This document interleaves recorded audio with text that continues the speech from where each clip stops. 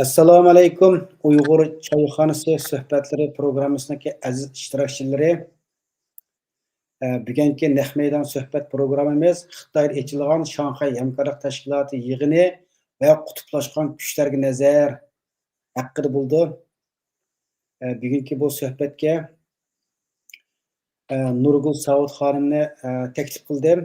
Assalomu alaykum Nurgul Saud xonim. Qimmatli vaqtingizni Uyg'ur choyxonasi suhbatlari programmasiga naq maydon qatnashib berganingizga ko'pdan-ko'p rahmat aytaman. Rahmat.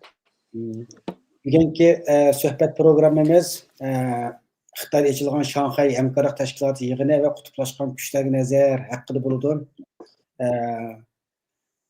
Bu yil esa yana 8-oyning 31 va 9-oyning 1-kuni Xitoyning Tianjin shahrida Shanxay hamkorlik tashkiloti yig'ini ochildi.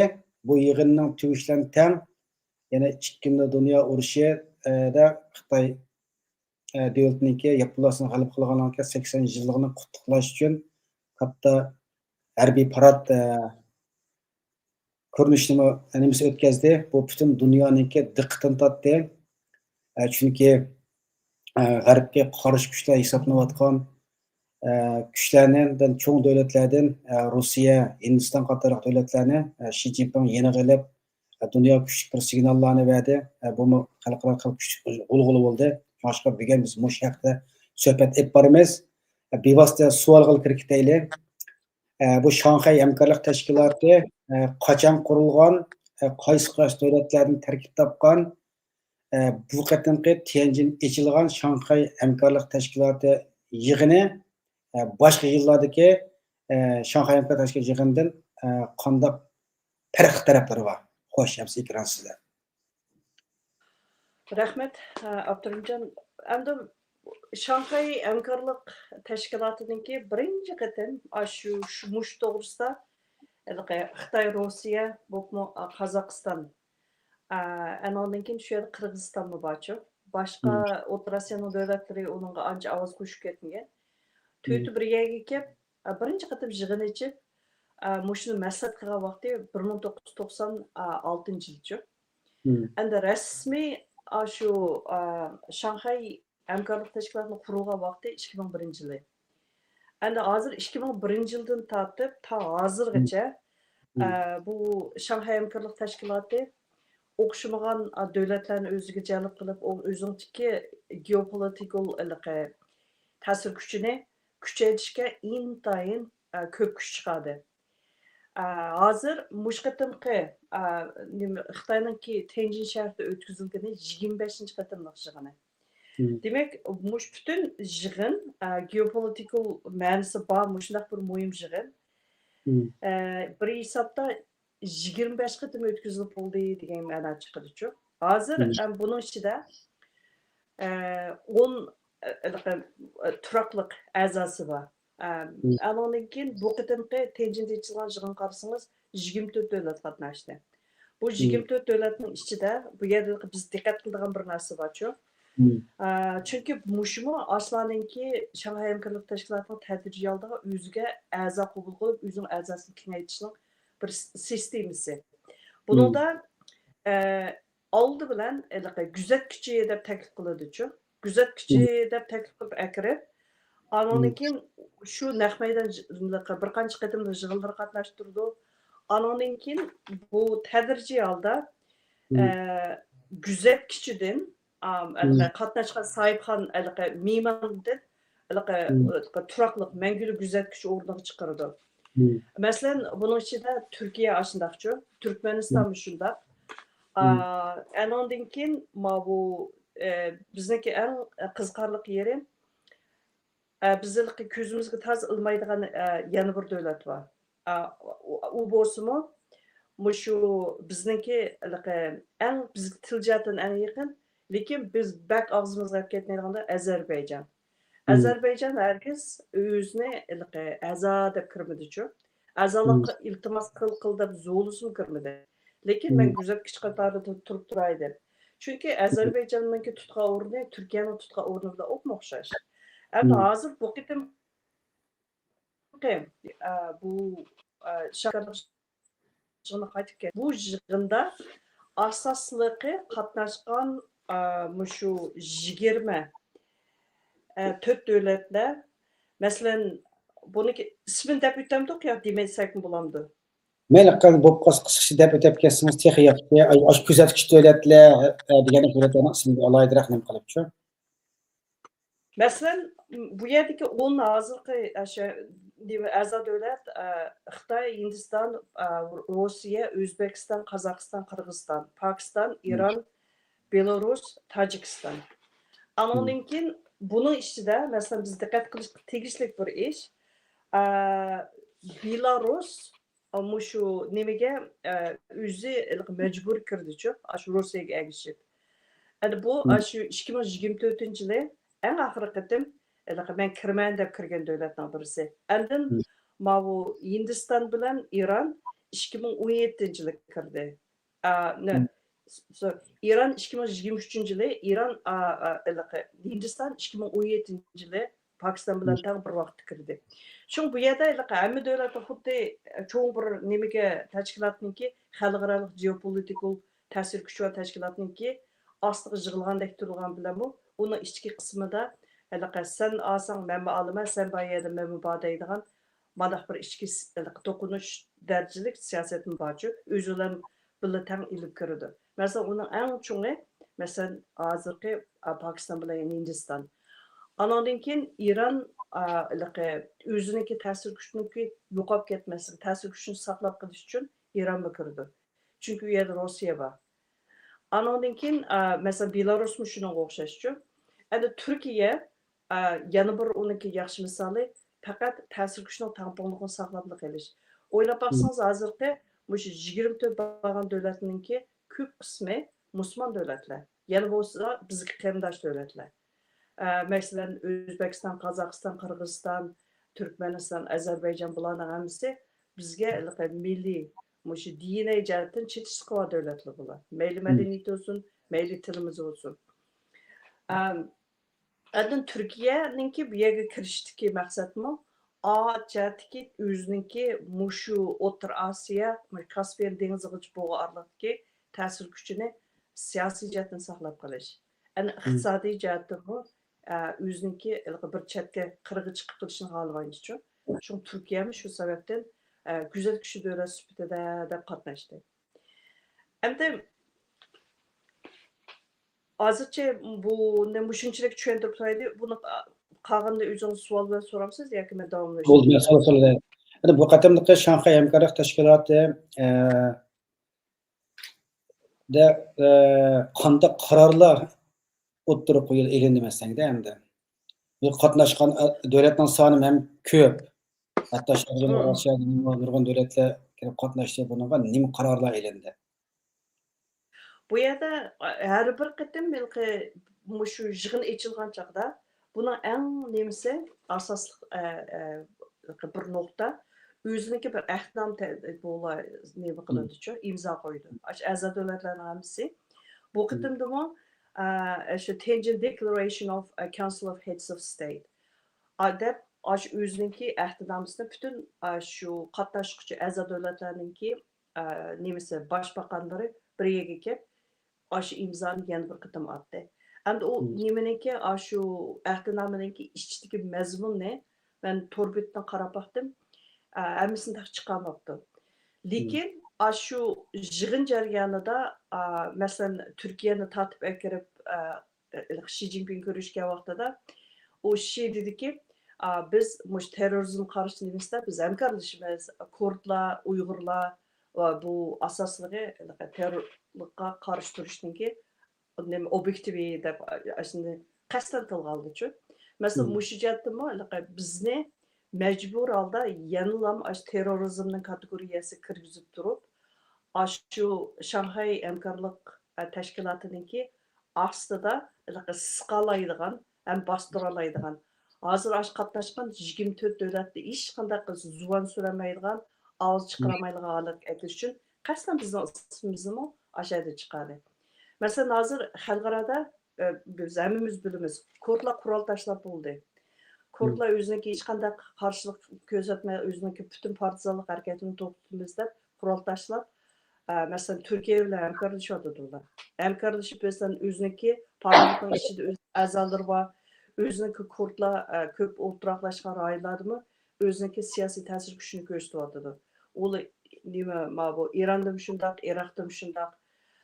Shunga bu kurdlarni yanalam o'ziniki terrorist nimasiga obyektiv aylantirib turib so'zlashning o'zi hech qanday ahamiyati yo'q, mundaqcha aytganda. Kurdlar o'zining o'rnini, o'zining ajandasini o'zgartirib qo'ygan bir guruh bu. Biz ama Uyg'ur masalasiga kelsak, bizniki jinimizga, qinimizga, tenimizga bo'lib taqishtirgan narsa-ku. Xitoylarniki mushuni qasddan ashib o'tirib tashlashga maqsad bu. Turkiyani bir tarafdan sinash, yana birisi bütün 24 davlat. O'ylab beqing bu 24 davlat shu bu qatamqi yig'in qatnashgan yer shari nüfusunun 20'ni öz ichiga oladi. Mandaqcha aytgan chog'da bizniki Uyg'urlarning masalasiga kelganda yer sharining yarım nüfusi gap qilolmaydiganlarga ekilalaydi degan ma'no chiqadi edi. Yana birisi yer shariniki yarım nüfusi sukut holati turalaydi. Ashlarniki o'zining changiliga ekilalaydi, Xitoy mandaqcha aytganda, ashni qasddan o'tirib tashlash orqali degan ma'no chiqadi-ku. Bu shuning uchun buning ichiga kirgan mazmun, deyilgan mazmun biz haqiqatan mushundaq hayot nomatlik tirkishayotgan bir millat bo'lishimiz suhbatimiz bilan bu sal qarsak bo'lmaydi buningga. Ikkinchidan, Shanxay hamkorlik tashkilotida shu 10 yil, keyingi 10 yilniki taraqqiyoti to'g'risida biz hamkorlashishimizda bir yana bir kelishimlar tuzuvchi. Bu kelishimlarning asosligi bu bu artificial intelligence, AI'ni qanday ishlatamiz? AI governance deydi. AI'ni ishlatib turib hukumat boshqarishchimi? Buni Xitoy oldi bilan o'tirib qo'yib, hozir uni 5 yilning yog'i dunyoning Amerikasi setyapti. Shu texnikani o'zincha. Bu deganlik shu dunyoning nariga satsa u texnikani, shu hukumat shuni qabul qilib ishlatsa, Oshiyada Xitoyga o'xshash bir sistemani barliq keltira oladi degan gap. Bu degan gap o'ziniki authoritarianism, kontrol qilish, monopollik hukumatini sirtqa mushu digital orqali kengaytira oladi degan ma'noni kelib chiqaruvchi. Bu intayin xatarlik. Anonkin yana bir narsa digital currency. Yana bu nima sifir nimasi pulchu. Shuni barliq keltirish. Hozir bu yerdagi sifir puli masalan bizning Yevropada, Amerikada, Avstraliyada bu to'g'risi gap bo'layotdi. G'arb ellarda bu fikrninki barbara o'zishimiz davatqaniga hozir bir yildan ishib qoldi-chu. Bu 2025 yilning oxirigacha mening farzandim Yevropada o'zish bo'ladi bu. Amerikaniki ba'zi shtatlarda bu kirib bo'ldi-chu. Lekin bu digital currency yani bo'lsa bu sifir nimasiga pul almashtirish va pul sistemasiga ishlatayotgan texnikning hammasi bu mayli chip bo'lsin, mayli uningga ishlatayotgan yumshoq detal, AI'ni asos qilgan nim bo'lsin, hammasi g'arbda bu Amerikani asos qilib turib ishlab chiqargan texnika. Uningga Xitoy hozir ta'sir ko'rsatmaydi-chu. Shunga yodingizga Xitoy o'z oldiga naydi azon necha million ishlatiblar DeepSeek deydigan DeepSeekni yasab chiqdi. DeepSeekni yasab chiqish orqali Amerikaninki million xajlab nurg'unlagan sinoqdan o'tkazib yasagan narsani biroqlam bazını buzuytma deb ashuni sinab baqdi. Endi u sinig'ini bilan u oqmidi. Nima uchun deganda DeepSeekni hammadan ishlatib baqdi. Qasa uningda kontrol qiladigan hukumat qasddan burmalaydigan uqum yo uchurlar intayin ko'p. Yana birisi siz DeepSeekning ichiga kirib o'xshash bir uqumni so'rasangiz, uningda bir xil chiqadi. Masalan, ChatGPT bo'lamdi, boshqa Gemini bo'lamdi. Uningda so'rasangiz boshqa bir savol javobga erishasiz-ku. Aslında farkı intayin çoğun bir yerde. Endi aklımızda yenip maqetimki Şanghay hamkorlik nimasi qarab baqsak, agar mushu 2000 35 yılgacha mushu degan plan amalga oshib qolsa, demak, yer sharininki yarmi, yarim nupusi Xitoyning sistemasining ichidagi digital currency bilan harakat qiladi, ma'nodu degan ma'no chiqib qoluvchi. Bu intayin xatarli. Bu degan g'arb bilan bu hozirgi mushu bu yerda yana bir hukm bor, men tushuntirib o'tib ketay. Bu janubiy janub va shimol qutblish hukmi deb bir hukm borchu. Buni nima desa, bu iqtisodiy jihatdan taraqqiy qilayotganlarning hammasini janubga yig'ib, iqtisodiy jihatdan taraqqiy qilib bo'lgan shimolni qilib qutblashish deb bir hukm. Bu nimada 2008 yildan keyin bu texmo bak o'ttirga chiqib bir qatim ulg'ayib qolgan bir hukm. Şoňa hazır şu Şanghai hamkorlik tashkilotining qilayotgan narsasi janubdagi qutblaşgan davlatlarninki birinchidan g'arb aralashmaydigan ham aralashamaydigan xalqaro boshqarish bir sistemasini keltirib chiqarish. Bu degan gap yer sharining yarmidan ko'proq nüfus ham shu nüfus bor davlatlarga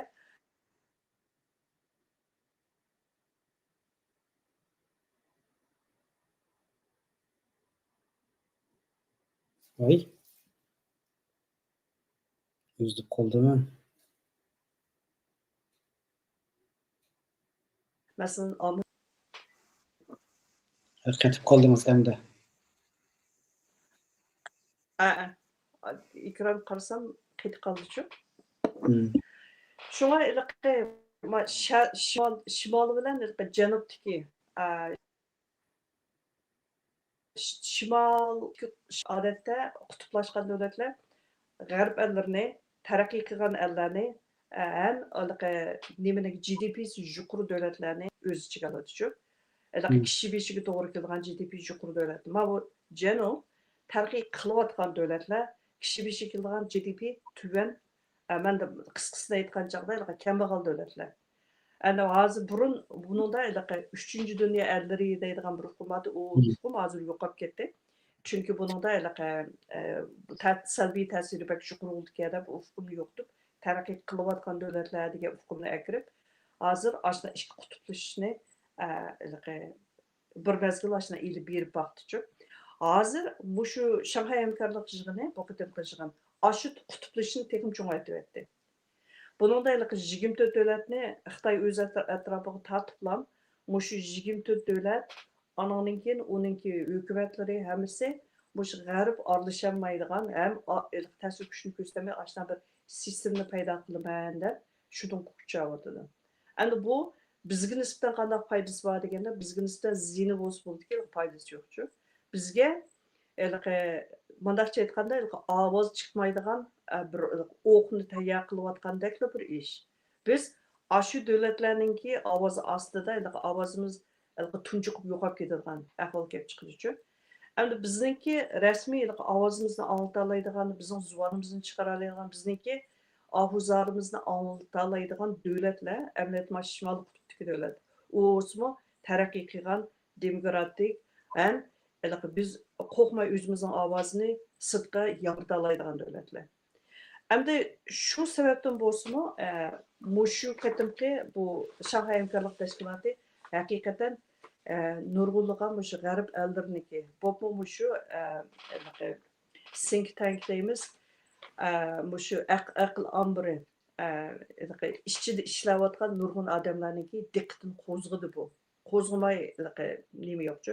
Endi yana bir biz sal qarasak bo'lmaydigan bir narsa, bu yerda o'ylab baksangiz, 3 masalan odam 3 davlatninki shu davlat beshi birga keladi. Bu bo'lsin Putin, Xitoyniki Xi, andan keyin bu Hindistonning Modi.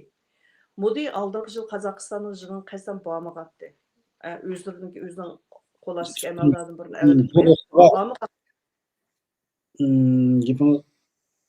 yani gapimiz kechiratguncha to'xtab turinglar. Hozir mana shu temadan sal chetlab ketmay, shu temani o'ziga nima qilaylik. So'zingiz dedingiz, Xi Jinping Erdo'g'an bilan kurashib terrorizmga o'rtaq taqobil turish. Kurdlar, Uyg'urlarning qismini tilga oldi dedingiz emasmi? Naq o'sha nimada Tianjinda Shanxay hamkorlik tashkiloti yig'ini ishlayotgan mezgilning oldida Amerikada Uyg'ur qonuni o'tirib qo'yildi degan bir gaplar chiqdi emasmi? Naq o'sha Shanxay hamkorlik tashkilotining yig'in tugish bilan tangla harbiy paradni tugish bilan Amerikada mana 2 kun bo'ldi, 3 kun. Amerika Avam palatasida Amerika qarorni ma'qullangan kuni 9-oyning 2-chi kuni bo'di mening. 9-chi kun naq ashnimiz tugab, yig'in bo'lgan qaror ma'qullandi-da. Endi oyada dunyoniki yerimini tashkil qildigan nimalar ichida Uyg'urning ovozi yo'q bo'lishini tirishayotgan bir mezgilda Xitoy hukumatı Amerikadek, Xitoy eng kuchli taqobil turayotgan bir davlatda Uyg'ur qonuniki ma'qullanishi mush bir tasaddibilik ya buni mushni qanday tushunamiz mushni?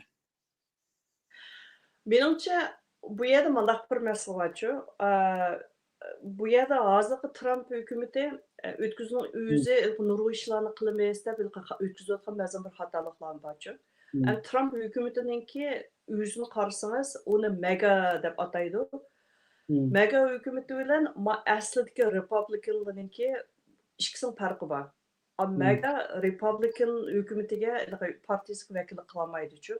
Ashning ichidagi o'ngchilarningki kuchini markaz qilgan shu guruh odamlarni shularga vakillik qiladi. Ondan bu jarayonda masalan Trumpning eng chong qilgan xatoligi Hindistondagi nemisni tarif bojni 50% ga chiqarib, sen Rossiyadan sen mayalding, bizga nima qilayotgan boykot qilgan yoki bo'lmasa biz boykot qilgan mayni sen alding deb bütün nemisning bijini 50% yuqori chiqarib aytdi-chu. Chiqarib o'tirliqda yaqin kelmaydigan yoki bo'lmasa yanılab o'zini men akam mening gapimni anglaysan deydigan ashnaqa o'zini tang ko'rmay ashnaqa bir jirikchilikni paydo qildi bu. Endi bu Hindiston minqamiz o'z oldiga bir davlat. Endi dunyoninki kuch tamponlik ta'sir ko'rsatmaydi. Menimcha bu qatim bu Modininki ash nimaga berishimi, ash yig'inga berishim uchun qasdan o'zininki shu xalqarodagi siyosiy kuchning qanday ta'sir ko'rsatgan, qanday tamponlikni buzalaydiganini ko'rsatish uchun bor deb qarayman-chu.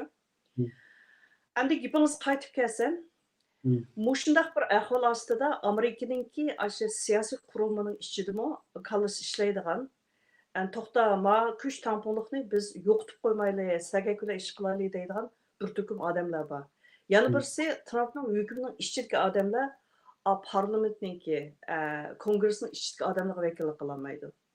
Kongressning ichidami masalan o'zingiz Avam palatasi va Kengash palatasi va u odamlar Trumpning hukumatiga uning vakillik qilolmaydi. Hukumat parlament qurilmasi.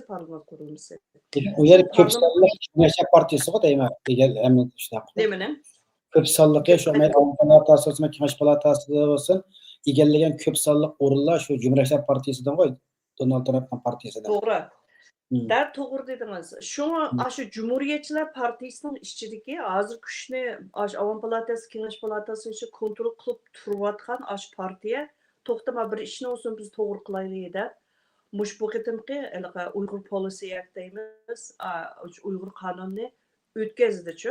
Bu o'tkazishmi meningcha shu nimaga Shanxay hamkorlik tashkilotininki mush qitim qilayotgan ishiga bir berilgan cho'ng signal deb qarayman. Endi albatta nimani Amerikaninki siyosiy nimasini tushunadigan odamlar buni bildi. Qonunninki o'tishi bir masala parlamentning ichida. Bu prezident uningga qo'l qo'ymaguncha u qonunga aylanmaydi-chu. Endi buning Trump buningga qo'l qo'yamdi, qo'ymamdi yilning oxirigacha. U bir masala. Agar qo'l qo'ymasa, u qonun yana qaytib nimaga senat, nimaga parlament qaytib ketadi. Ashnaq bir ahvol bor. Endi bu yerda o'zinglar diqqat qilyapsizlar, 3 kunning yog'i Trump to'xtamay o'zining nimasini 2 kunni o'zgartirmayapti. Buning cho'qim siz yili birdan turib so'raysiz. Yana bir savol so'ray. Yana bir narsa bor. Yana siz dedingiz, bu Shanxay hamkorlik tashkilotida buning hukumat sistemini ayel, ya'ni sun'iy aql orqali boshqarish bir narsa o'tirib qo'yildi degan so'zda. Naq mush mush mezgilde tünügün Donald Trump Amerikadagi bu sun'iy aql şirketlerininki rahbarlarına hamma ijroiya nimalarini yig'ib o'ziniki Oqsaroyda kutib oldi. Bulardan nima qilib qoldi. Yani bu şeye qarasak, oyatında Uyg'urning gap chiqishidan tang Uyg'ur qonuniniki o'ttirib qo'yilishi. Anki sun'iy aql orqali g'arbga taqobil turish hozir texnik kimning qo'lida qolib qolsa, dunyoning nimasi shuni qo'lda qolib qoldi. Shu narsa o'ttirib qo'yishdan oyoqda Donald Trumpmi boshqa yana eng dangliq shirkatlar Microsoft'niki nimaniki boshqa nurg'ul odamni yig'ib Oqsaroyda suhbat o'tkazishi mush nimadan darak berdi mush narsalarniki. Ashyoda yana bir yana bir parallellik bor demoqchi. Tashviqot urushimi bu yoki nimadan darak berdi? Bu masala kelgan chog'da mush g'arb ellari, bu Amerikalar emas, Yevropaniki, masalan, Avstraliya bor, bu Oceanadagi, masalan, Avstraliya, Yangi Zelandiya. Shu demokratik ellari buningdan cho'chisi oldicha, saqaydi bo'yicha. Bu bir xatarlik ish amaliyotda. Bu agar mushu bo'yicha mengiversa, bu kelgusida 2035 biz hayotli bo'lsak ko'ramizki, ikki sistem paydo bo'lgan parallel relsga o'xshash ma'noda ikki sistem paydo bo'lib qoldi-chu. İkki sistema bir-birisi bilan kirishmaydi. Va o'ng tarafdagi relsning liniyasi bu Xitoyning kontrolidagi liniyaga aylanib qoladi. Yoki Xitoyni asos qilgan. Bu diqqat qilsangiz siyosiy jihatdan kontrollikni qisishni asos qiladigan butun xalqni mening deganim bo'yicha ish qilsan deydigan authoritarian. Ashundaq bir sistemni keltirib chiqaradi. Demak, yer sharining yerimidek nufusi authoritarianizmga qarab ketadi degan gap ma'no chiqib qoladi. Shu bu xatarlik bu. Chunki mangan tug'gan yegan ishgandan tortib siygangacha hammani kontrol qila oladi. Ash sistem bilan. Ana yana birisi bu shimol sol tarafdagi liniyaniga qarasangiz, bu g'arbniki demokratik hukmi bilan demokratik sistemni asos qilgan bir nima. Bu agar ta'sir ko'rsatilsa, bu Afrikaga ta'sir ko'rsatilsa, bütün Şimal Amerika, Janubiy Amerika davlatga o'ziga tortib akralasa, buningda yana bunday o'lchamlar bor. Tashkilot qila oladigan, keltirib chiqara oladigan sistem, bu sal ochiqroq, sal bexatarroq. 100% bexatar emas-ku yana. Sal bexatarroq. Yana birisi biz agar fikrimiz bo'lsa, o'zimiz ma'noga men qo'shilmayman yoki ma'no narsaga men qatnashmayman deb xalq, avom xalq o'zini tortib bir chetga ola oladigan. Ashunaq bir sal mundaqcha aytganda odilroq sistemni paydo qila oladi. Shunami? Shunga Donald Trumpniki oyada butun shu nimaniki shu fan texnik sohasidagi cho'ng boshninki boylining hammani yig'ib kelib Oqsaroyning ichida ziyofat bergach Tapuruzga tortishdiki yana bir sabab shu uchun. Sen nima o'ylaysan hamda seninki hozir buningdan keyingi masalan keyingi 10 yildagi mablag' silish maqsading nima deb birinchi bo'lib savol so'ragan Zuckerbergdan so'radi. Neyse men Amerikaninki shu AI sohasiga 60 billion dedimi? 60 billion qo'yaymi? 60 billion dedi. Aşınacak mablag' mushning bilan istilindi dedi. Endi bu yerda mushunda qila oladigan odam hozir g'arb ellarida. Ta'zi diqqat qilib baksak, o'zimiz sal yurgimizga qo'limizga baksak, Donald Trumpdan boshqa odam qila olmaydi. Ashundaq odamni akib tapuruz tortiy oladigan birdan-bir odam yana Donald Trump. Endi mishadimi, bizning g'arb ellarininki ba'zi vaqtida o'zining ojizliginiki, borlig'ini biz e'tirof qila olmaymiz-ku. Buniga qo'l qo'yishimiz kerak. Lekin hozir mush kundan tortib bular qisal uyg'unib turib, beshini silkib turib nima qilmasa, bizning buningdan keyingi mush hozirgi yashash sharoitimizda mushunaq bir xatarlik ikki liniyaning paydo bo'lib qolishi bu intayin bir odamni cho'chitadigan, o'yin soladigan bir hukm. Masalan, biz o'zimiz Uyg'ur nuqtasidan elib qarasakmi, g'arb ellarida biz vatanning sirtida yashayotganlar bir liniyada bo'lamiz, vatanning ichida yashayotganlar yana bir liniyada boshqarish liniyasida bo'ladi. Zamonning o'tishiga ergashib bu ikki liniyadagi bu odamlar butunlay biz ikki guruh Uyg'urlar bir-birimizga fikrimizni yetkazolmaydigan bir yerga kelamaydigan, fikir almashtirolmaydigan, aşna qutuplaşqan holatni biz o'zimizmi ishki qismimizdan shakllantirib qolamiz. Bu yana birisi bizniki bo'lab kichik guruhga aylantirib, nima qilitish, yo'qitib o'tishningki yana bir nimasi, signali. Bu bir xatarlik. Ani shunga biz sal hushyor bo'lishimiz kerak mush nuqtaga kelganda. Sal o'zimizniki o'ylash, buniga nisbatan o'zimiz qanday taqobil turamiz, bizning ne qanday planimiz bor deydigan, biz hayot mamotlikda kurash qilayotgan bir millat bo'lishimiz bilan ashnaq bir xiyol bizga kelish kerak. Rahmat. Rahmat. Endi hozir dedi Uyg'urlarning xalqaro ovozini toza o'chib qolayotgan bir mezgillik gap qilayotgan ishda-ku. Xili o'zini bir cho'ngroq nimalar tilga ilinmay kelayotganda Ukraina urushi, Falastin masalasi bilan bu qatim hamda Tianjin ochilgan bu Shanxay hamkorlik tashkilotida mana Xi Jinping Erdo'g'an bilan terrorizm o'rta taqobil turishda nimani o'ttirib qo'ydi Uyg'urlarning kvartani ismini chiqarib. Naq shu kunda Amerikada Uyg'ur qonunniki Avam palatasi o'ttirib qo'yib o'tishi mush narsalarniki. Bu dunyo bir Uyg'urning qayta bir ko'tarib chiqayotgan mushtaq bir signal beradi. Buning uchun biz qanday tayyorliklarda bo'lishimiz kerak? Bu bir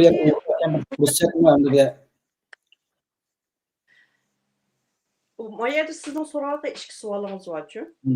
Ikki savolninki bir-birsiga munosabati yo'q savollar. Birinchidan siz dedingiz, bu bizniki ovozimiz sal o'chib qolay dedi. Haqiqatan biz tilga ilinmaydigan, ham mandaqcha aytganda g'arb ellari unutib qoldi-ku bizni.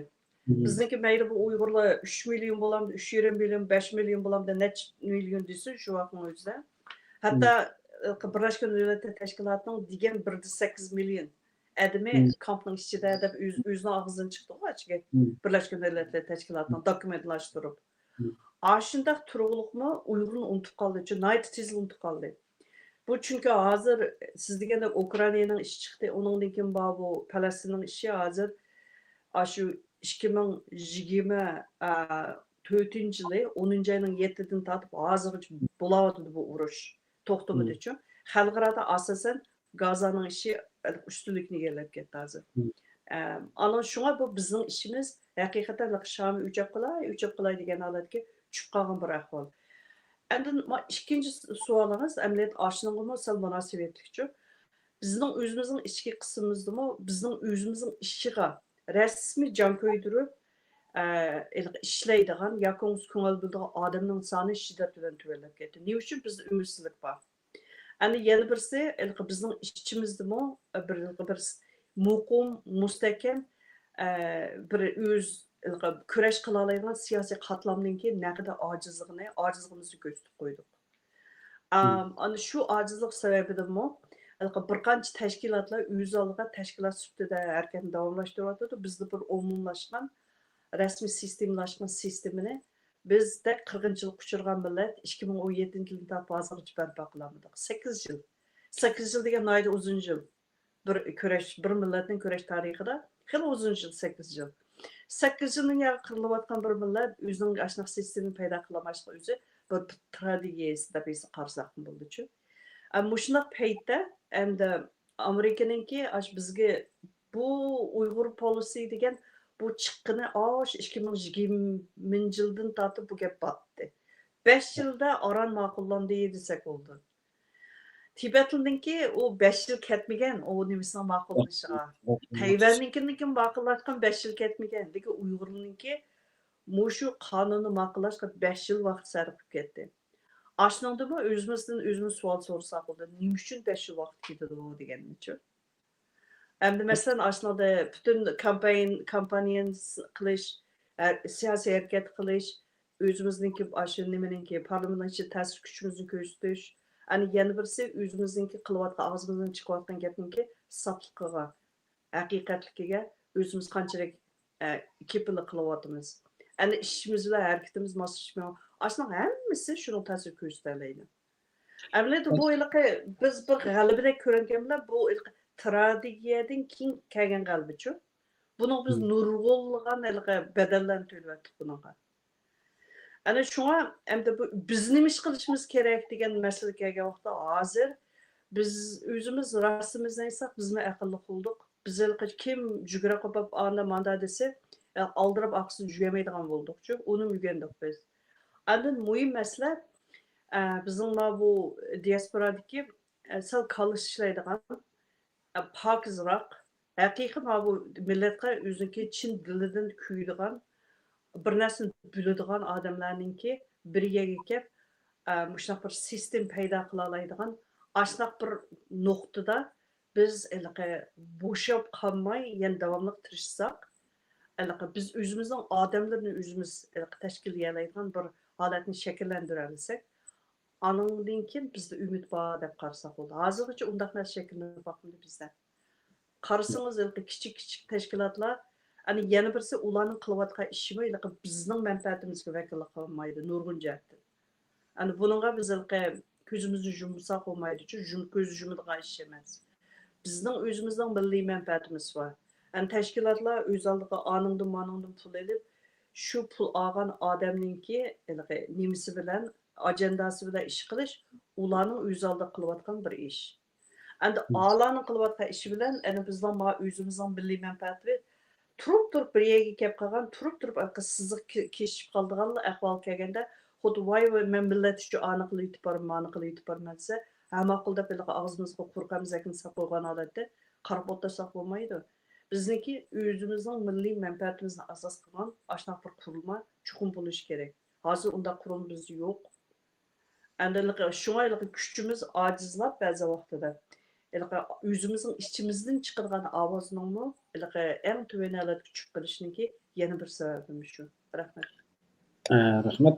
Endi hozir mana Xitoy tajovuz hukumati mana Uyg'ur irqiy qirg'inchiligini yolg'onga chiqarish uchun chet eldagi Uyg'urlarni diaspora Uyg'urlar deb jalb qilyapti-da, nurg'un Uyg'urlar berib kelayotgan videolarni taqdiryotdi. Vatashi Uyg'urlarning ustida o'ynayotgan har xil nimalarni hatto To'g'ri. shu Sharqiy Yevropaga qadar, hatto shu G'arbiy Yevropaga qadar Xitoylar o'ziniki sinat hukumatlarining odamlarini ichqib ustida qo'zib degandek dunyoni oldiga sun'iy bir sahna hozirlayotgan mushtaq bir vaziyatda men Tianjin ichilgan Shanxay hamkorlik yig'ini tugishlandan xalqaro kechirim tashkilot 3 kun bo'ldi-da mana. Uyg'ur qirg'inchiligi haqida burun 2021-yilda tarqalgan raportdan 9 parcha dangliq bir rasm bor deb sızgan. Bu resimlarni mana sizning shu nemisni elib, ruhsini elib, Amsterdam dam maydonida mana ko'rgazma qilgan bor bu narsa yo'g'on dozi 7 metrlik. Bu resimga qayta bir necha xil tilda inglizcha, turkcha, xitoy til qator tillarda taqdishlantan dunyoning yana diqqatini tortadi hamda. Xalqaro kechirim tashkilotlari xalqaro eng chong bir kichik tashkilotlarda mushlarga taqilishi bizga nimadan darak beryapti? Dunyoga nima bir darak beryapti? Xitoyga nimadan darak beryapti? Sizcha?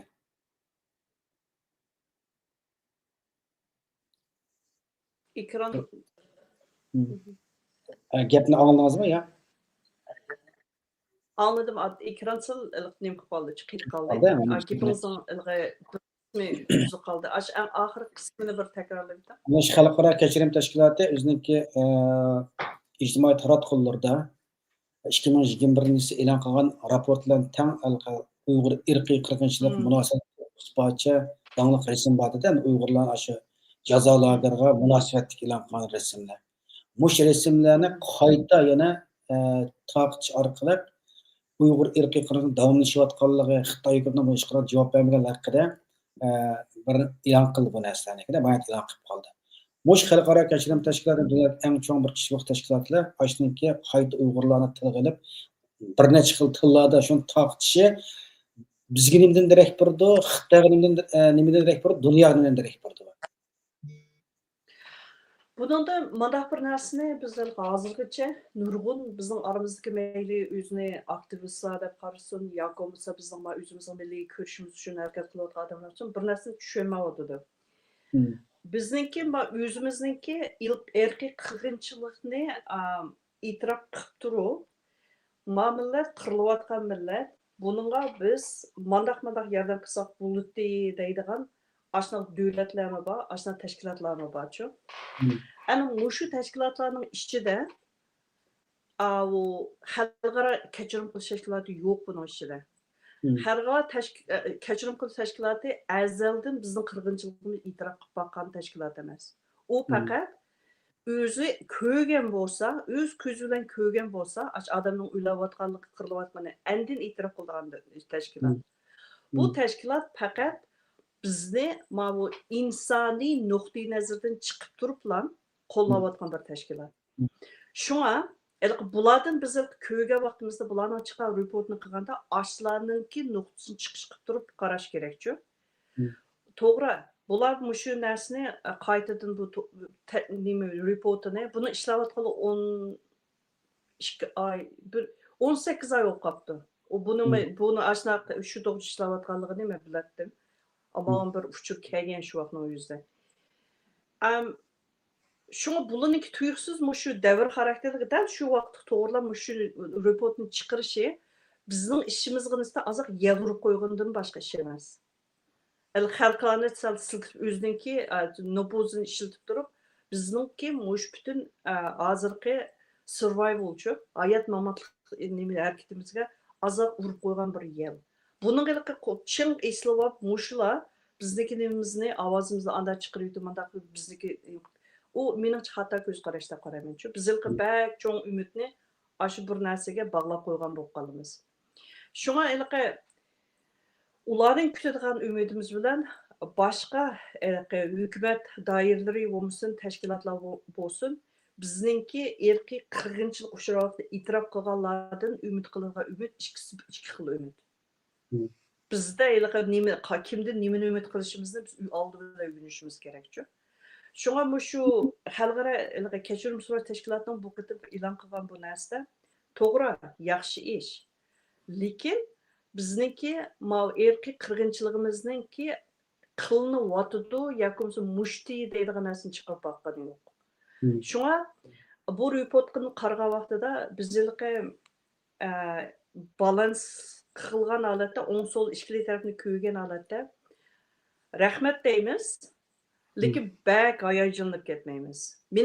Mening ko'z qarashim shunda. Chunki buningki narsa burun o'chib qolay degan narsani azroqlam bir mi qo'yib, xuddi lampniki o'chib qolay degan chiroq azroqla may qo'yib qo'ygandek bir ishchi. Azroq bizning o'timizni ulg'aytib beralaydi. Ashundaqli roli bor. Onundan yuqori nimasi roli yo'q. Lekin bu kongressning ichida, Amerikaning parlamentning ichida ma'qullangan qonun masalasiga kelsak, bu qonun ma'qullanib bo'lgan yoki bo'lmasa rasmiy hozir ishlatilayotgan Uyg'ur qul emgak kuchligini kontrol qilish yoki bo'lmasa qarshi turish qonunlari va ash qonun bilan birlashib turib, bizningki buningdan keyin qildigan ishimizga yoki buningdan keyingi taqdirimizga cho'ng ta'sir ko'rsatadi. Shunga anınga biz hayajonlansak to'g'ri bo'ldi. Agar shu rasmiy Donald Trump qo'l qo'yib qonunga aylantirib o'tsa, bizniki ishimizni, bizniki hozirmish xalqarodagi o'zimizniki milliy harakatimiz yoki bo'lmasa, o'zimizning hayot mamat harakatimizni yana bir baldaq yuqori ko'tarib beraydi desak bo'ladi. Shunga bu qabul qilish yoki buni qanday ko'z qarash bo'lsa, ikki narsa shu ikki xil natija oladi, ikki xil ko'z qarashda bo'ladi. Endi buni so'rashimdagi maqsad, masalan, o'sha Dam maydoni uzun muddat namoyish jarayonida nurg'un odamlar kelib paranglashib, bu Amerikaning siyosiy o'yin deganlar borchu bu narsanikini. Uyg'urlar işte qilyotidi, u yerda nima yo'q, qandaq deb albatta ba'zi jidalli chiqqan nimalar bor, masalan ba'zini yozdim degandekda. Endi Xitoy hukumat deb bu da endi nimada keng ko'lamli g'arb qarshi bir endi ittifoqni qurib chiqsa-da nimada, nimasi. Mush mezgilda endi xalqaro kechirim tashkiloti hamma davlat e'tirof qildi bu narsalarni kichik nimalarida. O'sha vaqtda bu nima Uyg'urlar haqida narsani o'tirib qo'yilishi, bu Xitoyning mana bunda kuchli bo'lgan bilan o'zining nimasidagi Uyg'urlarni qanday qilyapti, manda qilyapti deb Xitoyga qarshi bir bergan bir kichik bir signalmikan deb qarayman bu narsani. Buni ilgari e'lon qilmay kiymamoqda ne Xitoydagi shu yig'in tugab chiqishdan tanlab bu xalqaro kechirim tashkilotiningki buni e'lon qilishi Xitoyga bergan bir kichik bir signal. Xitoy hozirda bu g'arbning sistemasini qarshi o'zim bir sistema qurayotgan mezgilida hamda bunday mezgillarda qo'lishi mana bu Xitoy o'ziniki ichidagi millatlar masalani hal qilolmayotdi. Hani bu uchuq deyolmaydi. Lekin shuni bilishi mushtaq bir Xitoy birlagan bir signalmikan ham shu dunyoning yerimini tang nima qilgan davlatlar qatnashdi bu qator nimalarga. Shularga mana ko'p narsalarnikini degandek bir bergan signalmikan deb qarayman bu narsalarni. O sizning o qarashingizni xato demayman, lekin yüzdükül to'g'rimi demayman. Shu nima uchun desangiz bu yerda manda bir bir qancha elementlar bor bu yerda. Bu sal qarasak bo'lmaydi. Birinchidan dunyodagi eng kontrol qilib authority bir vaqtida shu police state deb atalib ketdi-ku Xitoy degan. Bu nima deganga desa, shu saqchilik sistemasini ishlatib turib, o'zining xalqini boshqaradigan bir davlat. Shundaymi? Bu deganiki odamni xalqini o'zi chang'inishi siqib turib boshqaradigan bir shunday bir sistema degan ma'noni beradi. Ashundaq bir sistemaning hozir bu qitimqi Shanghai hamkorlik yig'ini ichib, anoniki harbiy paradlarni o'tkazib, bu ikkisi aqaqdan birak. Bu tasodifiylik emas, bu qasddan o'rlashtirgan bir ish.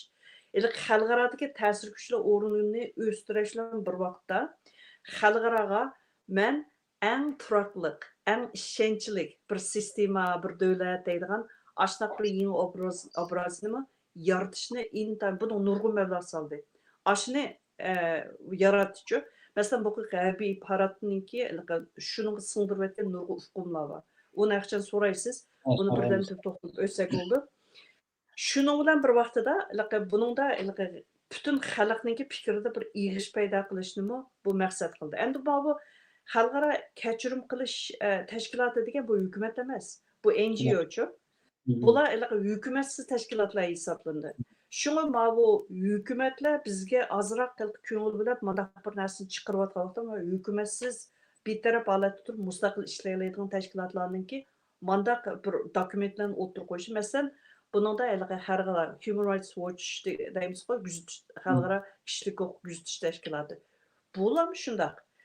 Ashundaq bir tashkilotlarning o'tirib shunaqa bir narsani tashlashning o'zi bir-birisiga moslashib yaxshi qilingan bir ish deb qarayman-chu. Bir-birisiga ashnaq bayansiz degan shu nuqtani yuzib tashlay oladi.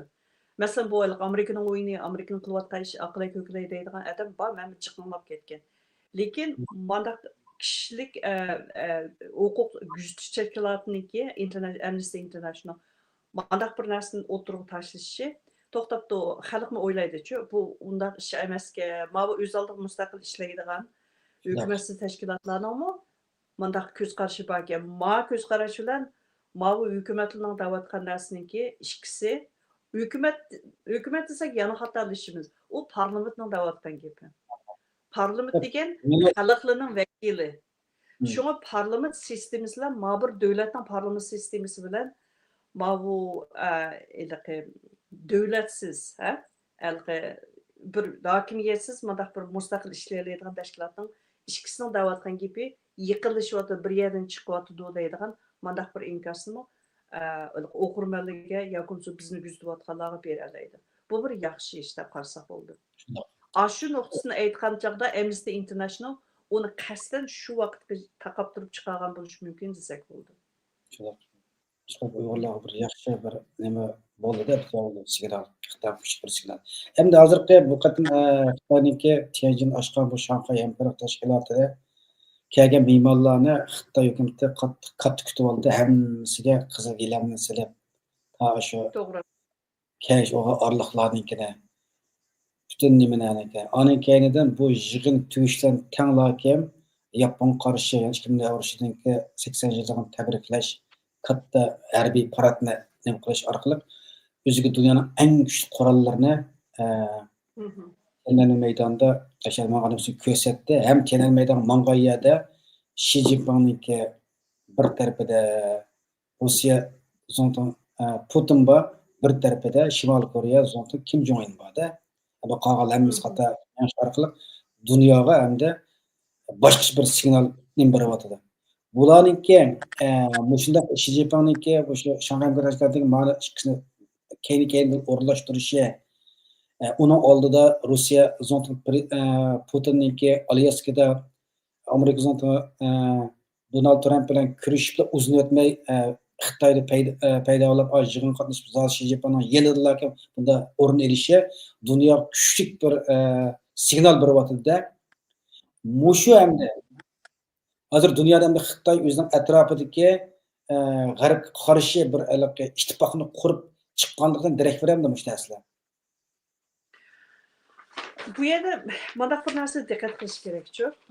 Haqiqatan harbiy paradni o'tkazish, bu harbiy paradning asosiy maqsadi Ikkinchi dunyo urushininki g'alabalik oyoqlashganligining 80 yilligini tabriklash yuzasidan o'tkazdi-ku. Endi buningga nurg'un davlatlarni taklif qildi Xitoy. Endi o'ziniki shu harbiy kuchini, o'ziniki shu dag'dug'liq narsani bir dunyo ko'z qilish. Endi bu yerda bir qancha omillar bor. Bu Shininki 3-chi qatim o'zini davlatninki beshi qilib saylanib chiqqandan keyin xalqaro o'ziniki Xitoyni taraqqiy qildirib, kuchlantirib, qaysi darajaga olib borganligini bu ko'rsatib qo'yish, o'zining kuchini ko'rsatish sababidir. Qilinayotgan bir ko'zchilik. Ana yana birisi Shininki 2027 yil oldimizga keladigan yana saylanda yana bir qatim saylanish. Şu fursatni qo'lga keltirish uchun bu ichki qismdami o'ziniki ta'sir kuchini bir azroq o'ziniki nemisini ko'rsatib qo'yish uchun sal propoz qilib o'zining atrofidagi odamlarga o'ziniki qanchalik kuchliligini, o'zining qanchalik xalqaro yoki davlatning ichki sirtida ta'sir ko'rsatganini ko'rsatib qo'yish. Ana yana birisi siz degandek Trump bilan Putin shu necha haftaning oldida Alaskada kurashdi. Kurashib shu chog'da Trumpning qilgan cho'ng nemisi voy men urushni to'xtatib olayman, Trump bilan Ukrainaninki nimalarni biriga akib so'z aytalayman deb nurg'un og'zidan bu shu va'dani berdi shu chog'da-chu. Anondan keyin shunga bu Yevropaninki shu boshbaqalarni ko'tardi kuy ko'psin ko'tarib bermasa Washingtonga tuyuqsiz yig'inga berib nima qildi. O'tirib shu yig'inda bu nurg'un shu Ukraina masalasi qanday hal qilamiz degan nurg'un narsani bu haqiqatan kuch chiqadi mendaqcha aytganda, lekin natija chiqmadi. Yana shu kuni ertasilam Rossiya yanam Ukrainaga hujumni qilaverdi. Bombani tashlaverdi, portlagan yana portlatib pisan qilib qo'ydi mendaqcha aytganda-chu. Mushundaq bir holatda Xitoy, Putinmi, North Koreyanimi, Shimol Koreya ikkilisining diktatorlar amaliyotda ikki diktatorni o'zining davlatiga akilib, o'ziniki harbiy kuchini xalqaro ko'z qilib, ashnaq bir saynani tayyor qila oldi. Shundami? Buning o'zi bu bir tarafdan aytgan chaqda g'arb ellariga berilganki yuzi bo'lgan bir cho'ng chaqatchi bu. Nayt cho'ng chaplaqdan birini urgan bo'ldi. Shunga bu g'arbniki, g'arb bilan sharq yoki bo'lmasa shimol bilan janubdagi ikki qutblashishni naqadar cho'ngaytib o'tgan ashida bir cho'ng bir signal bu. Men janubni kontrol qilyapman, sen shimolni kontrol qilyapsan. Ko'dingmi biz janubda biz birga kelalaymiz deydigan ashaq cho'ng signalni beryapti. Shu bu signalning o'zimi bir xatarlik. Lekin harbiy paradga qarasangiz, masalan, bağın davlatlar, nurg'un davlatlar darhol o'zini masalan aqlliliklar o'zini topdi. Masalan, Turkiyadagi Erdo'g'an qatnashmadi deysan diqqat qiling. Erdo'g'an o'ziniki u nayda nima o'zini nayda shu siyosatda nayda nima bilan aqlliliklar ish qilyapti. Erdo'g'an ketib qoldi, o'zining qo'l ostidagi nayda kichik amallarni orqaga tashlab qo'yib ketib qoldi. Ular qildiqlik oqsidan mangdi. Ani yana birisi Modi qatnashmadi. Modimi ketib qoldi. Ashimi bir nimaninki nayda o'ziniki aqlliliklar o'ynayotgan bir Modi ayada inib o'tib berib kim bilan ko'rishdi? Yapon bilan ko'rishdi. Demak, bu yerdagi bu shu butun geopolitikada kuch tanglikni qanday yaxshi saqlashda, qanday taktik o'ynayotganligini aşağıdan ko'ryapsak bo'ldi. Endi masalan o'zimiz shu men Avstraliyada bizdan ikki bu Ishchilar partiyasiningki burunqi Hazır hukuktun içi demez. Lekin burun hukuk tutkan parlament a'zolaridan ikkisini taklif qilibdi. Birisini biz shu nima to'rda so'kab yurib, oxiri ideyasini o'zgart u bormidi. Yana bir ahmoq bor edi-ku o'shaga. Masalan, shu g'arbdimi nurg'un odamlarni taklif qilish hech kim bormidi. Bizning shu ahmoqdan boshqa shu aqtallik, ingliz og'zidan ingliz chiqadigan dedim, shu bir odam bor. Anaqdagi qolgan g'arbninkidan borganda shu bir ahmoqlar bor. Shu mayada bizniki bir dangliq Badiyotsoda bir kartun sızdıgan siyasi aktivist var. Aşun aydı çıraylık bir kartun sız özünün Instagram'a çıkarıp koyaptı ki ben bunu kanda ataştığını bilmey tursam aşun aydı yaxşından berip çıkıyor. Useful idiot. Bu digen işki yaraydıgan döğüt digenge ma'na çıkıdı. Dal aşında. Aşında yaramsız kalı vaqt en açıkçılık ve YPK'ga işlemeye aşına ahbaqlıdır bir işkisi aşağı çıkarıp sente yalap adatta. Şu muşicatin eysaqmı bunun da iki xil çoğun signal var şu. Hani en mühimi sizin Xitayning tarixini o'qigan, men Xitayning tarixini o'qigan.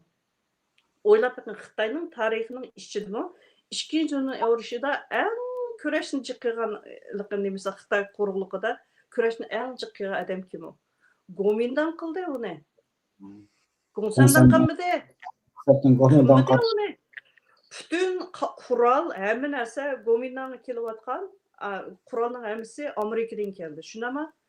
Gomindan urushning qattig'ini, urushning eng jabosini qilib, eng oxir kuch ojizish bir yerga kelgan vaqtida shu chog'da endi Gongsandan mensan bilan hamkorlashib, tajovuzchilikqa qarshi turmada hatto ashlama nima qildi. Bayonot e'lon qilib, hamkorlikni o'ttirg'a qo'ydi shu chog'da diqqat qilsangiz. 2 yil hamkorlashib bo'lgandan keyin qana qizdigan, o'ladigan hamma jafolikning hammani Gomindan qildimi, kuch ojizish bir yerga bo'lganda ichki urushni o'zi boshladi. İçki urushunda shu Gomindan oxiri bir Tayvan ko'rib to'xtadi. Va cho'ng quruqligida kommunist o'zining davlatini qurdi. Shu ashining o'zidami Ikkinchi dunyo urushininki bu kommunistlarninki tabriklashning o'zini bir hamoqatlik bir ishchi. Sen endi erishmadingda uni. O qampakka adam ayerda turdi. Asl Tayvanda bu Tayvanninki Gomindan partiyasi hozir nimada huquq kuchida emas, hukumatning beshida emas. Aşılar əsli qaydı boyunca təbriklisi to'g'ri bo'ladi. Bu hozir kommunistlar biz yengib olgan nimani Yaponningki tajovuzchiligini biz yengdik deb andaq deb nima qilyotgan. Ashuni o'zimi bir burmalash. Ani yana birisi harbiy paradninki butun acha san hamma narsaga tez diqqat qilib baksangiz, bandaq bir qancha cho'ng alaydilik bor-ku. Birinchidan bu Shininki kiyib olgan kiyimi qarab beqing. Xitoyning Zhongsan Fosini kiyib chiqdi shunami? Kiyib olgan kiyimning rangi qarab beqing. Rang dal Mao Zedongning kiygan Zhongsan Foning rangiga o'xshash rang. 1949-yili shu nimaninki Tiananmenninki ustida shu nimaning davlat qurgan harbiy paradning o'tadigan vaqtda kiygan o'xshash rang. Bu nimadan derak berdi desa, men yanlam şunun izbasari, şunun tutqan yolda men hozircha menvatman degan cho'ng signalni beradi. Ani yana birisi ayoli Pangliyonninki kiyib olgan chiposining rangiga qarab beqing. Chiponing nusxasi bilan rangiga qarab beqing. Chiponing rangi bilan nusxasi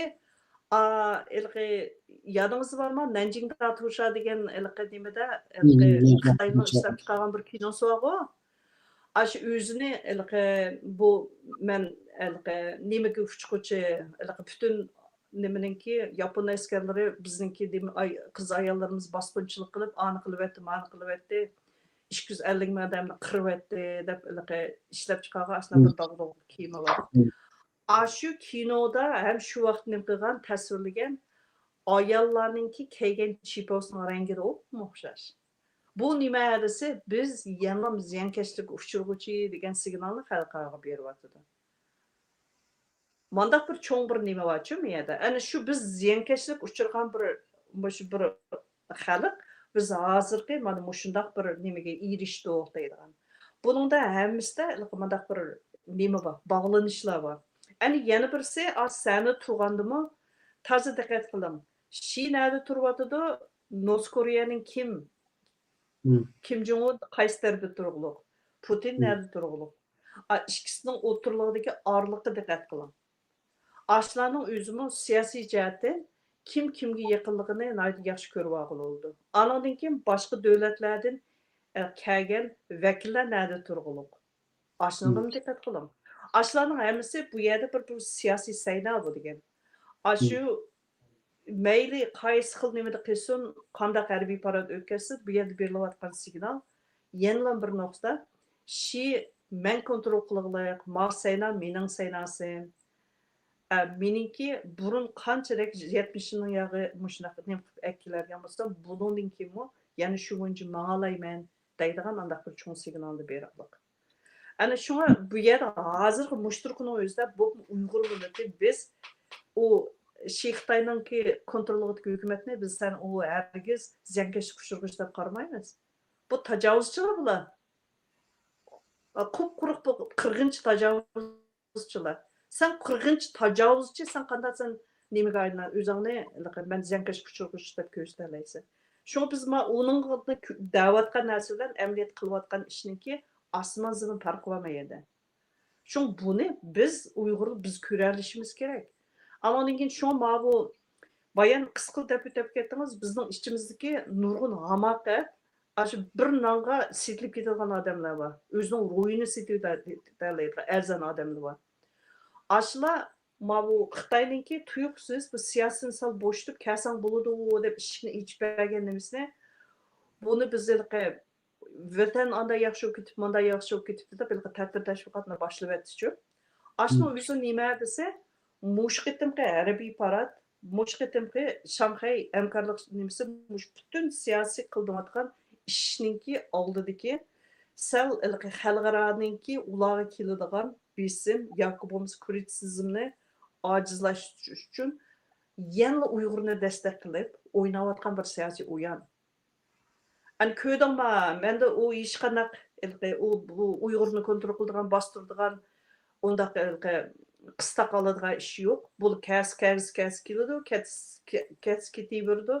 Biz yanlam erkin, biz bulini yanlam shuna yaxshi qism qarshi kutula olamiz deydigan. Ashunaq bir ta'tir shamolning, ta'tir tashviqotninki allburun 8 oyning oldida boshlanib ketgangina bizning ichimizga berib kelib qo'g'irliqni yo'lga aylantirib o'tgan ahmoqlar tushunmay shu ta'tir tashviqotni qilyotdi. Lekin hozir bu paradni o'tkazib bo'ldi. Shanxay hamkorlik tashkilotining buni o'tkazib bo'ldi. Xitoy o'zining qilaman degan ishni o'qib bo'ldi. Endi yana navbat kimga keldi desa, yana Uyg'urga keldi. Yana qitim bir cho'ng tutilish, yana bir qitim qisish yana boshlandi oldimizda. Bu ashunaq bir kelinayotgan, qayta takrorlanayotgan bir mushnaq bir yo'linishchi. Bu chambarak shaklda davomli takrorlanayotdi. Lekin biz o'zimiz aqlimizni topolmayotimiz.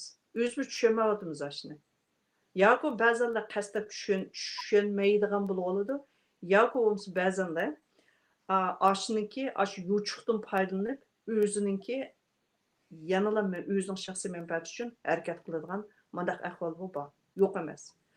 Andin yana birisi mushu davrda tarz diqqat qilsangiz, bizning ichimizda Xitoyningki manfaat uchun qiladigan ta'tir tashviqot, bizning chet eldagi vatanning sirtidagi o'zimizningki milliy da'vosiningki ichidagi mazmunga ta'sir ko'rsatadigan o'zgartiradigan ashuna bir turkum odamlar paydo bo'ldi. Ana uning hikoyani qanday so'zlash, qanday tillarni ishlatish, hikoyamizni qanday qilgan chog'da o'murtqisi yo'q, madaq tik turolmaydigan, lapildab turadigan ta'sir kuchi yo'q, ashunaq bir lingiltaqtaq bir narsaga aylantirib qo'yish. Ashunaq ahvollarni ko'rilyapti. Buningga o'zimiz sagak turishimiz kerak. Ashunaq bir hukm, ashunaq bir iqlimni ko'rgan zaman o'zimiz inkos qaytara oladigan bir sistem bo'lishi kerak. Mening bu shu sizniki bugungi choyxonamizga taklif qilgan chiqishimdagi yana bir sababim shu. Nima uchun siz to'ma deganda siz mustaqil bo'yicha, o'zingizning mustaqil fikringiz bo'yicha ma'nolayapsiz. Shuning uchun mayada biz mustaqil fikr bilan bu suhbatni ilib beryapmiz. Rahmat. Rahmat. Endi hozir sizning vatanga berib kelganlarning ish to'g'risida ozroq to'xtaldingizda. Endi buningki vatanga berib kelish hozirda ba'zanlar bu temaga ayrim kiramdi yalnız bak temani chatdan ketgan ayrim qo'yaylik. Bu temaga ayrim kiraydi. Bu endi hozir Ayrim bu yerda kiraylik. biroq Mana ha, munosabat shu suhbatning temasi qaytib kelaylik. Endi bu qatim mana Tianjin ichilgan bu Shanxay hamkorlik tashkilotining yig'ini, undan keyindan 80 yillik harbiy paradlar dunyo kuchlik bir signal berdi-da endi. Endi Donald Trump 5 sentabr o'ziniki haqiqat ijtimoiy taratqushida Xitoydagi bu uchirishga, amaliyotdan uchirishga yozgan nimasida qaraganda biz Hindiston va Rossiyani Xitoydan iborat eng qorong, eng chunqur davlatga utirib qo'ygandek qilamiz deydi-da endi. Undan buni Alyaska deb kurashdi. Hindiston ham hali nima qilib qo'ygan ikkisi bu Xitoyning yeniq kelishi bilan endi bu Donald Trumpning bu yozgan fikr nimadan darak beradi sizcha? Buningda o'zininki xatoligini e'tirof qilganligidan darak bo'luvchi. Donald Trump vaqtdan xatolik o'tkazishadi. Endi u xatoligini o'zir biladi uni, qanday xatolik o'tkazganini. Endi mening mishada, mening o'zimninki ko'z qarashim, bu bizning o'zimizning manfaatini chiqish qilib deyotgan gap. Xitoyning qishiga hargiz adam yig'ib emaslik kerak. Xitoyni yolg'iz qo'yish u eng aqlli qilishga tegishli bir ishchi. Endi yana birisi Hindiston hech qachon G'arbning dushmani emas. Do'sti bo'lsa bo'larki, dushman emas. Shunga ilqi bu Hindistonnimi ilqi ortiqdan ortiq qanday qilib tarifni yuqori ko'tarib, uni qilib, buni qilib, o'zining kuchini bir mundaq ko'rsatib qo'yib, uni ilqi dilg'azab olgandek bir ishni qilib, Xitoyning qishiga ishtirib qo'yishning o'zichu bu intayin xatarlik bir ish bu. Anondan keyin yana birisi bu Rossiya bilan bo'layotgan maslahatdimi? Haqiqatan Rossiyani Amerikaning ziminiga akirib turib so'zlaydigan odam Donald Trump shu. Alaskaga akiladigan odam men shu chog'da o'ylagan, endi bu cho'qim azoq bir qo'lga tutqidek, chiqqidek bir ishni qila oladi, bir unum paydo qila oladi desam, umi bo'linmadi-chu. Chunki bu kishininki kallasi shu pul bilan olmaydigan, pul sistemasi bilan hamma narsani biznes deb qarab nima qilgan-chu. Ba'zi vaqtda biznes bu siyosiy nimasiga mos kelmaydi. Shu u ilqi biznes masalasiga kelsak, bu savdo ideologiyasi degan manfaat bo'lsa biz do'st, bir yerga kela olamiz, hamkorlashamiz. Manfaat chiqmasa biz yo'q. Deb hammasi o'ziniki o'z yo'liga ketaverdi, o'zining savdosini boshqa yerda qiladi. Endi bu siyosiy jihatdagi hamkorlik degan ba'zi vaqtida fikr o'rtoqlik bo'lmasimi, lekin ma'lum bir yerda fikr bir yerga kela olsa, yana bir yerga kelalaydi.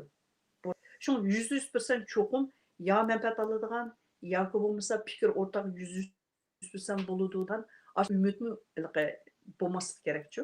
Ham u xil narsami? Bu siyosatni biladigan odamning kallasida yo'q.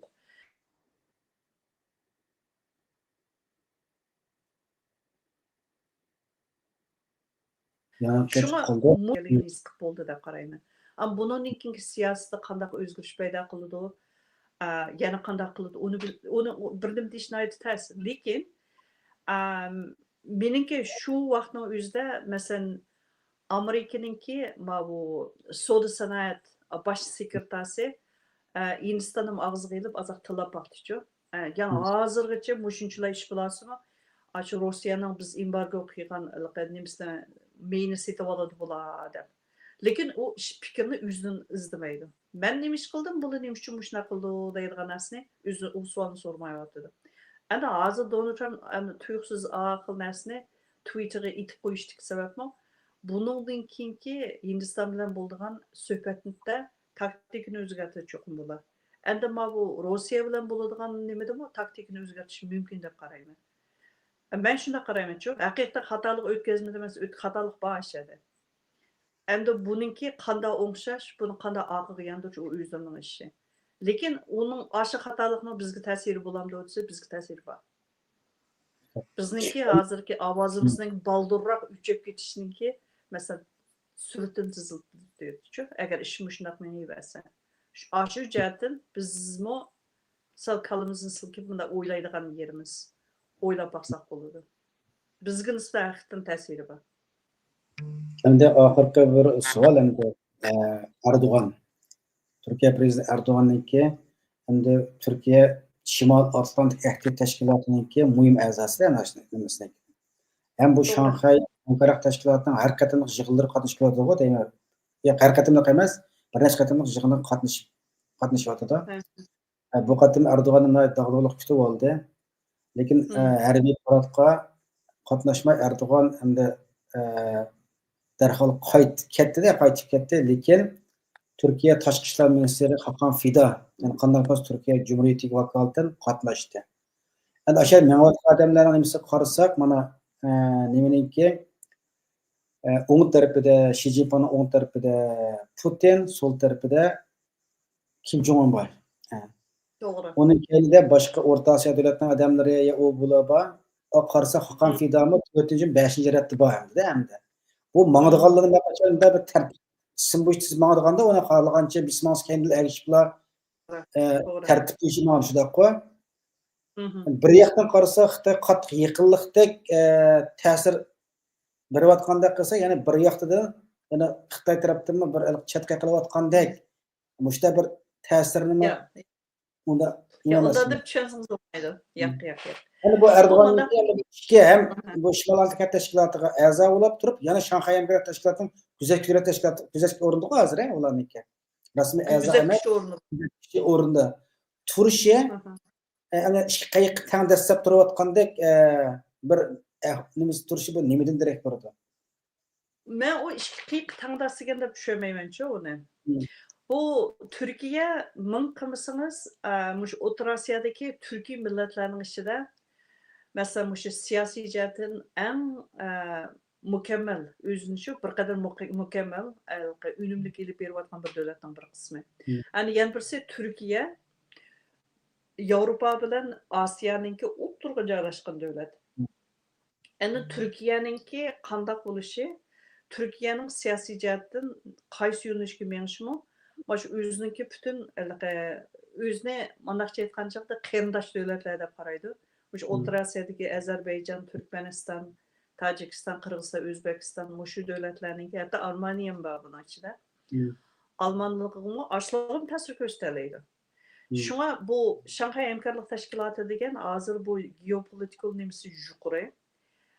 Mush o'zininki qarindoshlarining hammasini atrofiga tortayotgan bir tashkilot. Unda bo'lgan ekan Turkiya albatta bo'lishi ashada.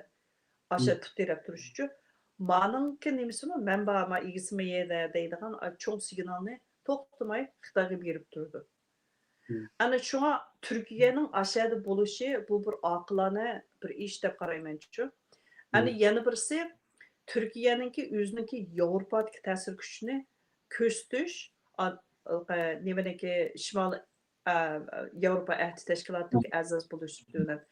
Bak geopolitik jihatdan mushunda qilib cho'ng bu rayon xarakterlik bu xalqaro siyosiy masalan boshqarish kuchlarining ichki qismidagi o'zining o'rnini tangponlikni saqlab berishdiki, xuddi laglakninki ichki qanotning tangponlikni saqlagandek, tangponlikni saqlab berishda roli intayin kuchli. Şuna endi bu Türkiye'ninki davam ne üçün a'zo olmaydı o'ylamamsiz? A'zo bo'lmayman, lekin kuzatuvchi sifatida turaverman deb hozir kuzatuvchi sifatida turayotganiga birinchi qatim qatnashgan vaqti 2004 qo'day meningcha. 2004-yildan tortib hozirgacha mana 21 yilning yog'i kuzatuvchi sifatida kelyotdi. Hargiz a'zo bo'lib boqmaydi. A'zo bo'lib qolsalar bunun içinde siyasi kurum var, yani yan birisi iqtisadi kurum var. Hamma narsaga chetilib qoladi. O'zi Xitoyning kontrolli ostiga tushib qolish ehtimoli intayin yuqori. Shuning uchun a'zo bo'lmaydi. Shunga kuzatuvchi bo'lsa bo'ladiki, a'zo bo'lmay, andaq kuch tamponni saqlab men o'tishning yana bir sababi shu. Ana yana bir bayon siz dedingiz, demanki bu tashqi ishlar ministrligi nima uchun 4-5 manganlik suratda ana chiqib kelish. U mundaq bir masala-chu. Bu Shanxay hamkorlik nimasi yig'ini bilan ma harbiy paradningki AQQdan kep qilishi Xitoy o'ziga a'zo, menga yaqin deb qaragan davlat albatta yaqinroq mangdi. Shunga atrofi qasıngiz Qozog'iston deysiz, Qirg'iziston, Tojikistonning prezidentlarimi amaliyotda yaqin. Lekin bu nemisi tashqi ishlar ministri. Tashqi ishlar ministri hargiz davlat beshi bilan davlatning bosh baqoni bilan bir yerda turmaydi. Bu degan siyosiy protokol. Shunga ministr degan ministrning oqidiroq turishi kerak. Ana bumu amaliyotda Turkiyaga foydali, ham ularni o'zining o'rnini bilib, shu sanada o'zini ifodalaganligidan bir signalichu. Bu hargiz Turkiyani töven ko'rgan yoki bo'lmasa Türkiye nimişin 4-5 kata akademiyen kaldı degandek anda signal vermesi çünkü ala özü bildi. Protokol şu. Ministrlar bilen turdu, devlet beşi bilen turdu. Yani yeni bir narsa olu qaslab balkim aldırmamagan bo'lishi mumkin. Nima uchun? U har bir yerga borgan vaqtida kimning qishida turish, kimning qishida yaqin turish bu intayin muhim masala. Masalan, hozir siz bilan men deb o'tdik. Nima uchun shi o'tirdi mangdi, sol tarafida kim, o'ng tarafida Putin. Ashning o'zimi kim nerede turish? Bu o'zini bilish, o'zgini bilish degan bunaq siyosiy sahnada bu intayin muhim narsa. Şu anda menimcha Türkiye bu qitimqi nimada zıxmi ko'maydigan, kvapmi ko'maydigan aslaq siyosiy tamponlikni saqlab mushu bu qitimqi dolqundan o'tib bilishi bu taktiklik ham texniklik oldu deb qarayman-chu. Hargiz nemilik emas.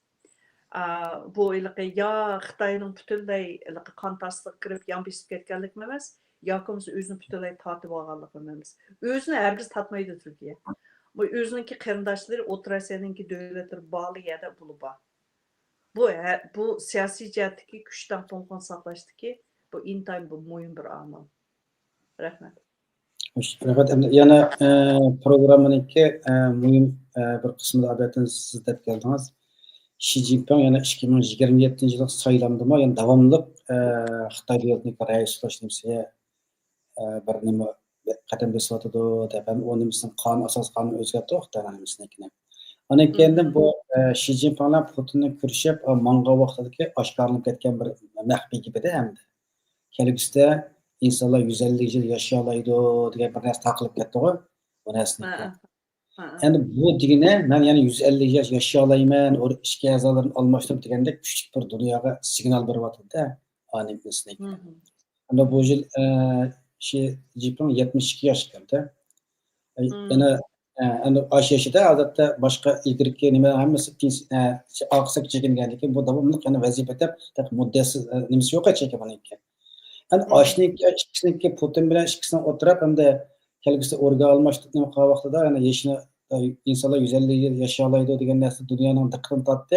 Ham bu Xitoyda 150 degan sonni chekinib ketibdi. Bundan keyin bu to'rtdan xabarlar o'chirilib tashlabdi-da hamda. Mushu ikkisining bu xusus suhbatning oshkorlanib ketishi ham organ almashtirgan insonning o'zini ko'rish haqida bu degan gaplari bu qasddanlikdan degan gaplarmi dunyoga birayotgan va yoki qanday bir nimadan bo'lgan demda. Buni shaxsiy bir yer demay o'tirib qo'ygan yerda sening kuzatgan yerda deyishi biz davomli o'tiraveramiz degan yerim. Bu haqiqatchi night texnikalik night silab spaylab qilgan ishdimi davomliqdagidek bir chataq bir kamchilik chiqmaydi-chu. Masalan, bulam ish emas. Masalan, shu nima yig'in maydonidan, masalan, poyezddan yana bir yig'in maydoniga menish jarayonida bu Modi bilan Mavshiniki ham bu Putin üçü o'tirib qolgan mashinaning ichidami kamerami, mikrofonmi o'chib ekan. Uni o'lim bilmay o'zining fikrini qilib menga berdi. Ashadimi oshkorlanib ketgan nurg'un shaxsiy ashna bir fikrlar bor-chu. Ammo sizning gapingizga to'g'ri kelsak, bu odamning asli degan gapi Xitoy yana ketib qoldi.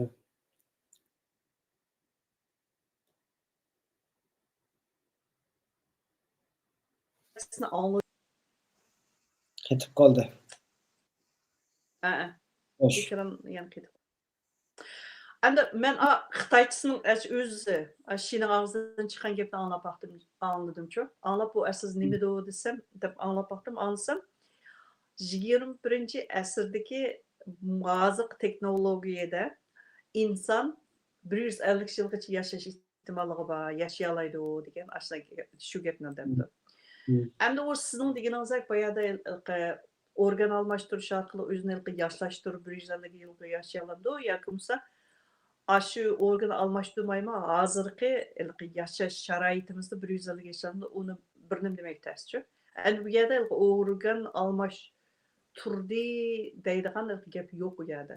Lekin o'zimiz sal aqlimizga yana bir qarab baksak, a gapniki yana bir ma'nosimi men sog'lom degan bir ma'no chiqadi. Aytdi-chu, Şininki davatqan esa men nayt sog'lom tetik. Men endi umrimninki mush o'lcham bo'yicha hisobga umrimning taxi 20 ming yashamabdiman degandek ashunday signal chiqib qoladi edi. Ana yana birisi 2027-yil oldida kelayotgan bu Xitoyning saylamida bu o'zininki atrofidagi o'ziga to'sqinlik qilgan narsani hammani jimirib tashlab adolat mengyapti-chu. Birinchi yo'li buni o'zgartgani bayon siz tilga o'tdingiz, qonun o'zgardi bu. O qonun jihatdan bu hech kim buningga qayta saylanman desa qarshi ko'rsatmaydi. Ham sen saylanmaydingmi deganmaydi. Bu bir masala. Ana ikkinchisi bu harbiy kuchni kontrol qilmoqlik. Siyosiy kuchdan boshqacha. Harbiy kuchni kontrol qilgan darajadan qanday kontrol qilmoqlisi burun harbiyninki bosh maslahat komitetininki 7 odam bordi. Hozir 7 odamning 3ni yo'qotdi bu. 3ni yo'qotib 4 kuch tushadi o'zini qo'shganda. Bu 4 odam nimdan derak bu desa, qaga 3i mushning gapini anglaydigan holatga keldi degan gap. Bir narsaga ovoz bersimi, tang fikri chiqib qoladi-chu. O'zini qo'shgandimi 3 odam bor aram qolgan. Demak, 3i buning qarshi hech qanday fikr berolmaydi. Olgan qarorni shu qaror bo'yicha ma'nolaydi. Bu bir diktatorshipning yana bir omili hisoblanadi. Şuna 2007-yili şi qayta saylanib, yəni davamlı aşı hüquq beşi turib qalsa biz hayran qalmasligimiz kerak. Xo'sh, eng oxirgi bir savol, bu programmamizningki temasi, yana qutblashgan kuchdagi nazarimi borda. Hamda hozir Shimol Atlantik Iqtisodiy tashkiloti eng kuchli bir tashkilotda, g'arb davlatlarining asos qilib qurilgan.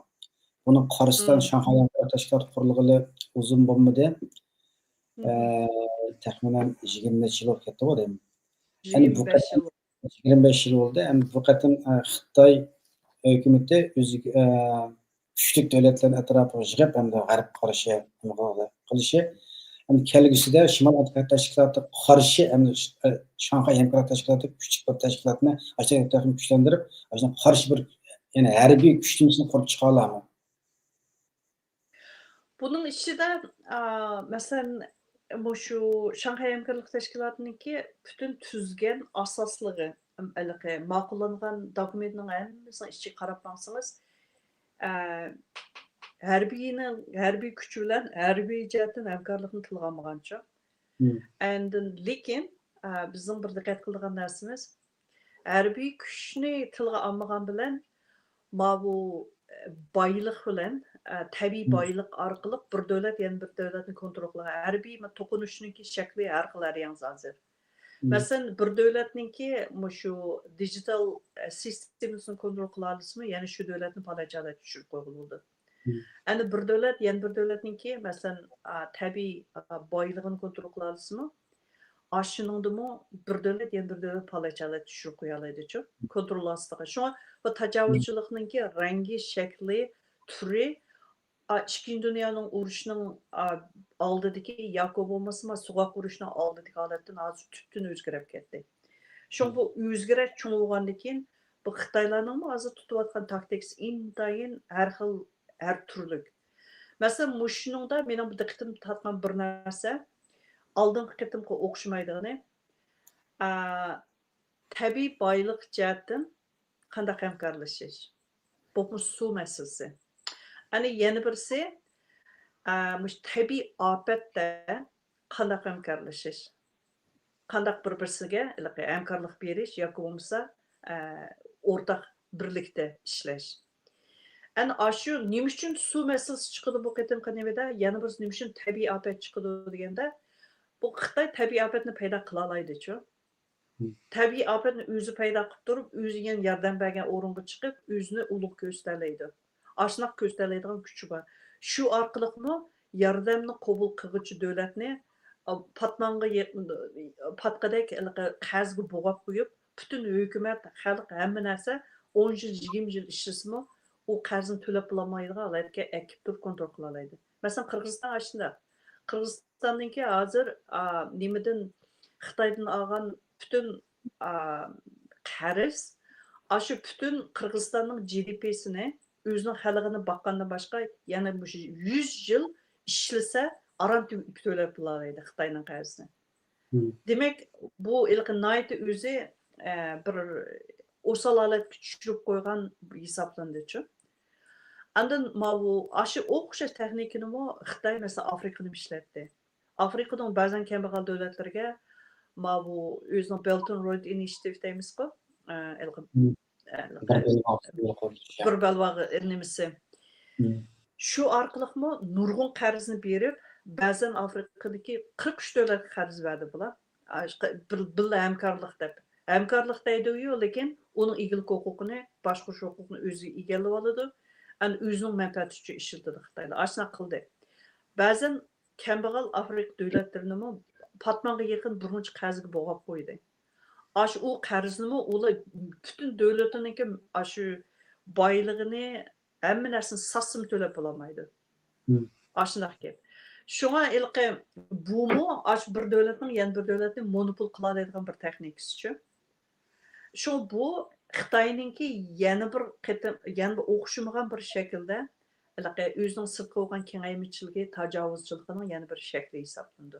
Shunga ilqi harbiy jihatdan hamkorlik tilga ilinmagan bilan, lekin shu Xitoy o'zininki masalan shu natural disaster deymiz inglizchada, shu tabiiy ofatni asos qilib turib, tabiiy ofat bo'lsin yoki bo'lmasa shu davlatninki